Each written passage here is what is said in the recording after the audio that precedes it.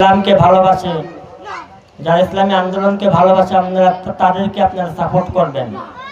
ইসলামকে যারা ভালোবাসে না তাদেরকে আপনারা সাপোর্ট করবেন না।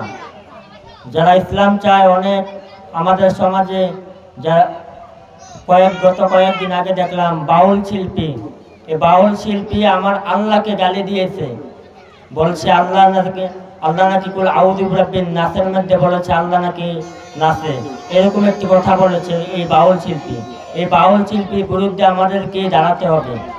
এই বাউল শিল্পীদের বিরুদ্ধে আমাদেরকে দাঁড়াতে হবে, না হলে তারা ইহুদিদের মতন ইহুদি বেঈমানদের মতন এই দেশটাকে তারা ধ্বংস করে ফেলবে। আমাদের মুসলমান ভাই বোনেরা তারা অনেক নির্যাতিত হচ্ছে, বিশেষ করে ফিলিস্তিনের মুসলমানরা অনেক নির্যাতিত হচ্ছে।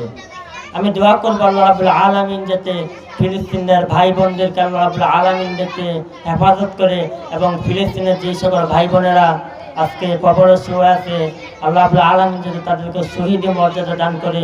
সবাই আমার জন্য দোয়া করবেন।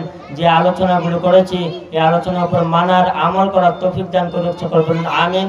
সংক্ষিপ্ত দোয়া করে আমি আজকের এই আলোচনা শেষ করব।